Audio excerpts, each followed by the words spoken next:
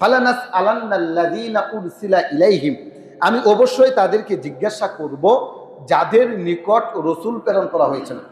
মুসা আলাইহিস সালামের উম্মতকে আল্লাহ তাআলা ডাক দিবেন, এই মুসার অনুসারী কারা, এদিকে আসো।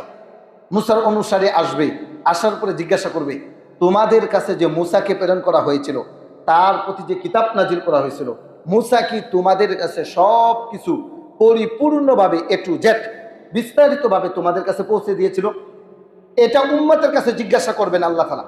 ফালানাসআলান্নাল্লাযীনা উরসিলা ইলাইহিম, যাদের কাছে রসুল প্রেরণ করা হয়েছিল সেই ব্যক্তিদেরকে আল্লাহ তাআলা ডাকবেন, আসো এইদিকে। ডাকার পরে বলবেন, তোমার কাছে যেই রসুলটা পাঠানো হয়েছিল, নুহু যে তোমাদের কাছে গিয়েছিল, মুসা যে তোমাদের কাছে গিয়েছিল, ঈসা যে তোমাদের কাছে গিয়েছিল আলাইহিমুস সালাম, মুহাম্মদ যে তোমাদের কাছে গিয়েছিল সাল্লাল্লাহু আলাইহি সাল্লাম, পরিপূর্ণভাবে কি সব কিছু তোমাদের কাছে জানিয়ে দিয়েছেন? তখন উম্মত বলবে, যদি পরিপূর্ণভাবে যা কিছু আছে এ টু জেড সব কিছু যদি পৌঁছিয়ে দিয়ে থাকে, তার উম্মত সাক্ষী দিবে, হ্যাঁ রব, আমাদের যিনি দায়িত্বে ছিলেন, যাকে আপনি নবী হিসাবে পাঠিয়েছিলেন, রাসূল হিসাবে পাঠিয়েছিলেন, পরিপূর্ণভাবে যথাযথভাবে আমাদের কাছে সব কিছু এ টু জেড বর্ণনা করে দিয়েছেন।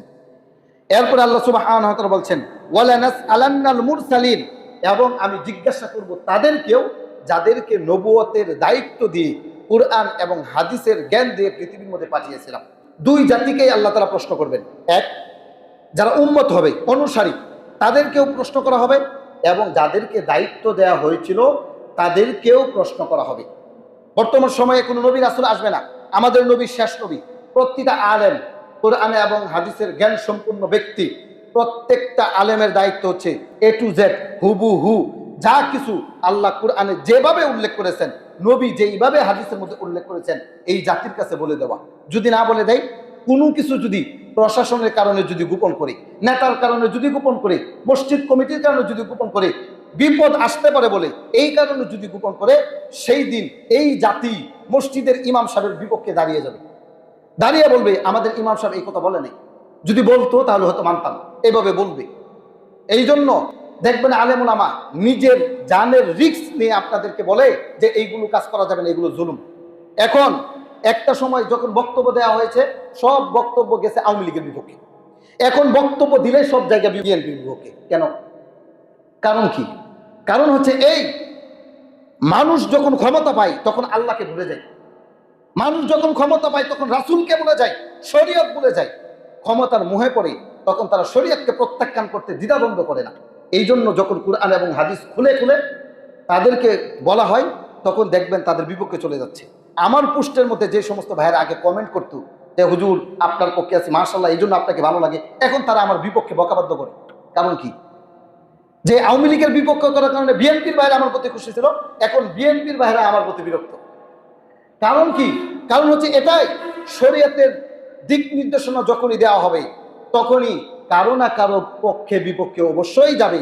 কিন্তু নিয়ম হচ্ছে, যখন কোরআনের কথা আপনার বিপক্ষে যাবে, কোরআন পরিবর্তন করবেন নাকি যেই কারণে বিপক্ষে যাচ্ছে যেই অবস্থাটা, ওই অবস্থাটাকে পরিবর্তন করতে হবে, অবস্থা পরিবর্তন করতে হবে। আপনি যদি মনে করেন আপনার দলের বিপক্ষে কোরআন চলে যাচ্ছে, এখন দল পরিবর্তন করবেন নাকি কোরআন পরিবর্তন করবেন? কোরআন পরিবর্তন করবেন নাকি দল? যদি মনে করেন নেতার বিপক্ষে যাচ্ছে, নেতা পরিবর্তন করবেন নাকি কোরআন পরিবর্তন করবেন? নেতা পরিবর্তন করতে হবে, এটাই তো সিস্টেম। কিন্তু আমরা কি করি?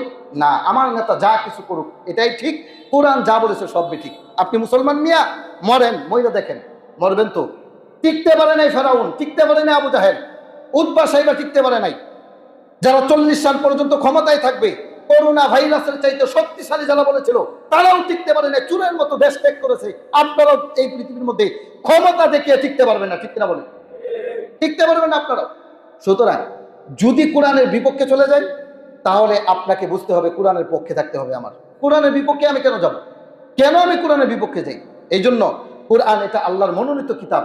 আল্লাহ সুবহানাহু ওয়া তাআলা সুস্পষ্টভাবে বলেছেন, ইত্তাবিউ, অনুসরণ করো, মা উনজিলা ইলাইকুম মির রাব্বিকুম, তোমাদের রবের পক্ষ থেকে যা কিছু নাযিল করা হয়েছে এগুলো তোমরা অনুসরণ করো। যদি এইগুলো অনুসরণ করতে পারেন, তাহলে যখন দেখবেন যে কোরআন তো এই দিকে চলে যাচ্ছে আর আমার দল তো এই দিকে চলে যাচ্ছে, কোরআন এই দিকে আর আমি এই দিকে, সুতরাং কোরআনের বিপক্ষে যাওয়া যাবে না। কোরআনের বিপক্ষে যাওয়া মানে কার বিপক্ষে চলে গেলেন আপনি? আল্লাহর বিপক্ষে। তা আল্লাহর বিপক্ষে গিয়ে আপনি টিকতে পারবেন না। কখনোই টিকা সম্ভব না। দুনিয়াতে যদি টিকে যান বংশের কারণে, ক্ষমতার কারণে, কিন্তু মৃত্যুর পরেই ফেরেশতা উপস্থিত, হাতুড়ি একটা নিবে আর বাইরে বেত। তো সম্মানিত উপস্থিতি, আল্লাহ সুবহানাহু ওয়া তাআলা বলছেন ফালা নাসআলান্নাল্লাযিনা উরসিলা ইলাইহিম ওয়া লা নাসআলান্নাল মুরসালিন, অবশ্যই আমি তাদেরকে জিজ্ঞাসা করব যাদের কাছে রাসূল প্রেরণ করা হয়েছিল কি কি উপস্থাপন করেছে তোমার মসজিদের ইমাম, সবকিছু উপস্থাপন করেছে কিনা, সবকিছু এ টু জেড তুমি তোমার মহল্লার কেন্দ্রিক মানুষদেরকে জানিয়েছিলা কিনা। এবং ওয়া লা নাসআলান্নাল মুরসালিন, নবীগণ, রাসূলগণ, আলেমগণ তাদেরকে ডাক দিয়ে জিজ্ঞাসা করবেন তোমাদেরকে যে দায়িত্ব দিয়েছিলাম কেন পৌঁছাও নাই? তোমরা কি আমার চাইতে মানুষকে বেশি ভয় করেছ? তোমরা কি দুনিয়ার জীবনকে প্রাধান্য বেশি দিয়েছিলা আখিরাতের তুলনায়? যদি তাই হয়ে থাকে তাহলে আল্লাহ সুবহানাহু ওয়া তাআলা সেই দিন তাদেরকে হিসাব শোনাবেন, হিসাব শুনে তাদেরকে জাহান্নামে নিক্ষেপ করবেন।